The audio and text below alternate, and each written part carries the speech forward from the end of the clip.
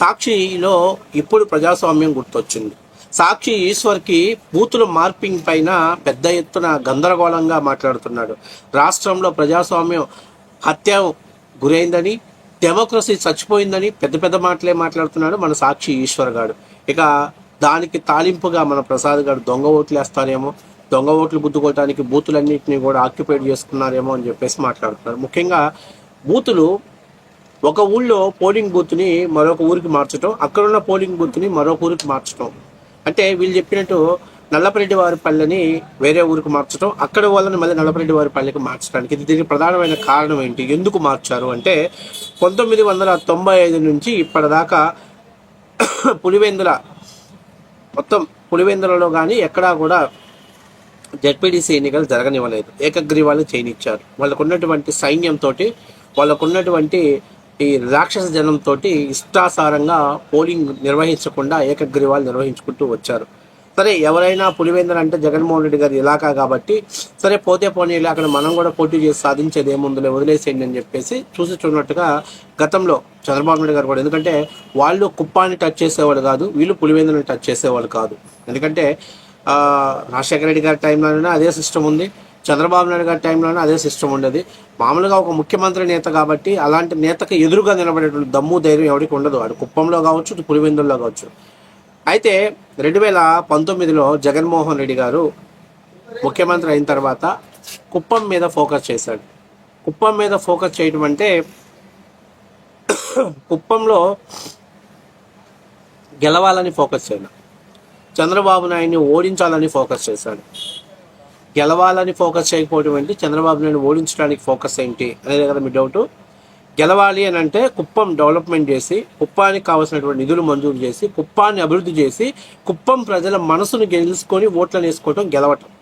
లేదు చంద్రబాబుని ఓడించాలి అని అంటే అడ్డదారుల్లో తమిళ ఓటర్స్ని తీసుకొచ్చి ఇక్కడ తీసుకురావటం, అలాగే పక్క నియోజకవర్గాల్లో ఉన్న ఓటర్లను అక్కడ చేర్చడం, అట్లాగే దొమ్మి చేయటం, అరాచకాలు సృష్టించటం, తద్వారా గెలవాలని ప్రయత్నం చేయటం. సో 2021 జరిగిన మున్సిపల్ ఎన్నికల్లో వైసీపీ చేసినటువంటి ఇదే. చంద్రబాబు నాయుడు గారి నారావారి పల్లెలో కూడా వైఎస్ఆర్సీపీ పార్టీ వాళ్ళు గెలిచారని సంకలు గుద్దుకుంటే ఆ రోజు ఈ సాక్షిలోనే తెలుగుదేశం పార్టీ పని అయిపోయింది. ఈ సాక్షి ఈశ్వర్ గారే ప్రజలు అభివృద్ధి వైపు పట్టం కట్టారు, సంక్షేమానికి బాటలు వేశారన్నారు. కానీ ఏం చేశారు తెలుసా, ఎవరిని ఇంతకంటే ఎక్కువ అరాచకాన్ని సృష్టించారు. ఆ పొంగనూరు పుడింగిగాడి పెద్దిరెడ్డి రామచంద్రారెడ్డి వీళ్ళందరూ పెట్టుకొని పెద్ద అరాచకాన్ని సృష్టించారు.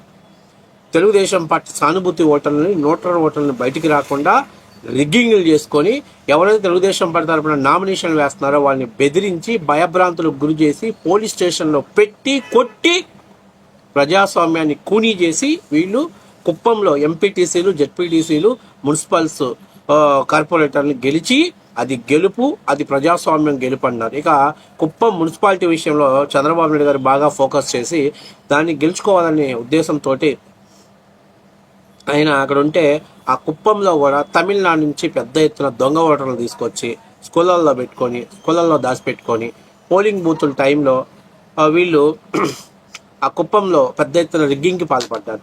మర్చిపోయారు అనుకుంటాను పాపం. ఇది నేను చెప్పాల్సిన పల్లె. సాక్షి ఈశ్వర్ కావచ్చు, ప్రసాద్ కావచ్చు, ఒకసారి గూగుల్లో పోయి కుప్పం మున్సిపాలిటీ ఎన్నికలు 2021లో కొడితే అరే గూక్లేగా జగన్మోహన్ రెడ్డి గారు, పెద్దిరెడ్డి రామచంద్రారెడ్డి గారు చేసినటువంటి పనులు మీ అందరికి కూడా కళ్ళ ముందు కనపడతాయి. అంటే ఆయన చేస్తే సంసారం, మరి ఎదుటోడు చేస్తే అది తప్పు. ఏందయ్యా అంటే చంద్రబాబు నాయుడు ఇలాకాలో వైసీపీ జెండాను ఎగరేసాం, వైనాట్ కుప్పం అనేటువంటి సిద్ధాంతానికి బీజం పెట్టాం అనే దానికోసం వాళ్ళు ప్రయత్నం చేశారు. బాగానే ఉంది, వెరీ గుడ్. సరే, అక్రమమో సక్రమమో ఎట్లాగో ట్రై చేస్తాం, వెరీ గుడ్. అయితే ఇక్కడ జడ్పీ ఎన్నికల్లో 1995 నుంచి ఇప్పటిదాకా ఒక్కసారి కూడా నామినేషన్ వేయనీయకుండా వేసిన అభ్యర్థుల్ని భయభ్రాంతులకు గురి చేస్తూ చంపుతాం, నరుకుతాం, ఏ పార్టీ అయినా మాకు సంబంధం లేదు, మేము ఎదురెళ్తే మా పార్టీకి ఎదురెళ్తే బతకనీయం, రాజారెడ్డి కుటుంబానికి ఎదురెళ్తే బతకనీయమని భయభ్రాంతులకు గురి చేస్తున్న సమయంలో తప్పనిసరి పరిస్థితుల్లో ఇప్పుడైతే చంద్రబాబు నాయుడు చూస్తూ చూడక వెళ్ళిపోయాడో, కానీ ఈసారి మాత్రం కుప్పాన్ని టచ్ చేసిన జగన్మోహన్ రెడ్డికి పులివెందులో టచ్ చేయాలి, పులివెందులలో కూడా వైసీపీకి ఓటమి అంటే ఏంటో రుచి చూపించాలి అనుకున్నాడు. అది ప్రజాస్వామ్యబద్ధంగా. మీలాగా పక్కన నియోజకవర్గాల్లో నుంచి దొంగ ఓటర్లు తీసుకొచ్చి రిగ్గింగ్లు చేయాల. అక్కడ ప్రధానమైన సమస్య ఏంటంటే ఊళ్ళల్లో ఓట్లు వేయాలంటే వైసీపీ యొక్క బలం దెబ్బకు బీసీలు, ఎస్సీలు, మైనారిటీలు తమ ఓటు హక్కును వినియోగించుకోలేని పరిస్థితిలో ఉన్నారు.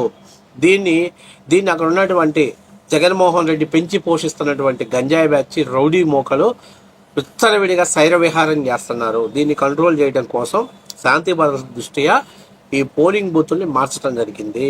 నల్లపరెడ్డి వారిపల్లె నుంచి ఇంకొక ఊరు నల్లగొండవారిపాలెనికి, నల్లగొండవారిపాలెం నుంచి నల్లపరెడ్డి వారి ఇట్లా ఎందుకు బూతులు మార్చారంటే ఎవరైతే తమ ఓటు హక్కుని యథేచ్ఛంగా వినియోగించుకోవాలని చెప్పేసి వాడారు. ఇక్కడ చూడండి, ఈరోజు ఏదైతే వీళ్ళు అరుస్తున్నారో ఈరోజు చూడండి ఎంత పెద్ద ఎత్తున పులివెందులలో తమ ఓటు హక్కుని వినియోగించుకుంటున్నారో చూడండి. ఇది ప్రజాస్వామ్యంలో మార్పు. తమ ఓటు హక్కుని సద్వినియోగం చేసుకుంటున్నారు. ఎవరికి వాళ్ళు వచ్చి పోలింగ్ బూత్లో తమ ఓటు హక్కును సద్వినియోగం చేసుకుంటున్నారు. బారులు తీరారు ఎక్కడికెక్కడికి ఓట్లు. ఇవి ప్రస్తుతం వైసీపీకి రుచించట్లా. ఎక్కడైనా సరే విధ్వంసాలు సృష్టిద్దాం, ఎట్లాగైనా సరే కలబడదాం, వాళ్ళ మీద తలబడదాం అని చెప్పేసి. చూడండి 30 ఏళ్ళ తర్వాత ఒక పెద్ద ఆయన ఏం చేస్తున్నాడు చూడండి. ఏం జరిగింది?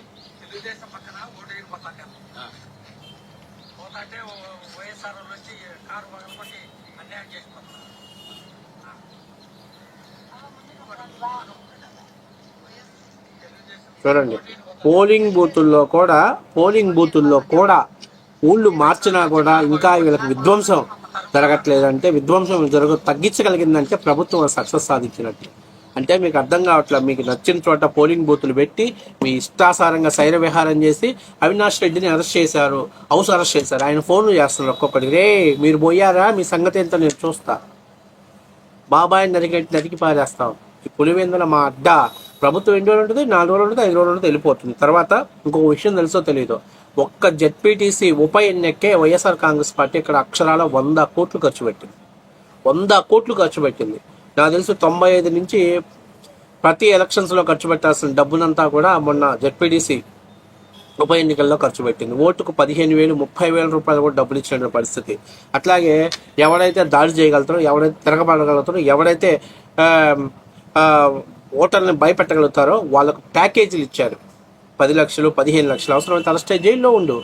ఎన్నో ఉంటావు, దొమ్మి కేసు పెడతారు, జైల్లో పెడతారనే ఉద్దేశంతో ఇగో ఏ రకమైనటువంటి విధ్వంసాలకు శైర విహారం చేస్తున్నారో చూడండి.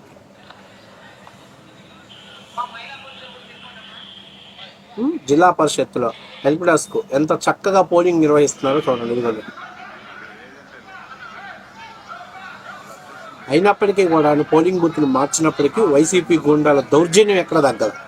ఎక్కడికెక్కడికి కంట్రోల్ చేస్తున్నా కూడా తగ్గని పరిస్థితి. వీళ్ళు ఈ చెత్తగాళ్ళు ప్రజాస్వామ్యం గురించి, డెమోక్రసీ గురించి మాట్లాడుతున్నారు. ఈ చెత్త నా కొడుకులు కుప్పాన్ని టచ్ చేసినప్పుడు సంకల గుద్ది పులివెందులు అడుగుపెట్టి ప్రజాస్వామ్యబద్ధంగా ఎన్నికలు నిర్వహిస్తేనే వాళ్ళకు ఓటమి ఖరారైంది అనే భయం పట్టుకుంది. కాబట్టి దాని నుంచి తప్పించుకోవడానికి ఇట్లాంటి లంగా మాటలు మాట్లాడుతున్నారు.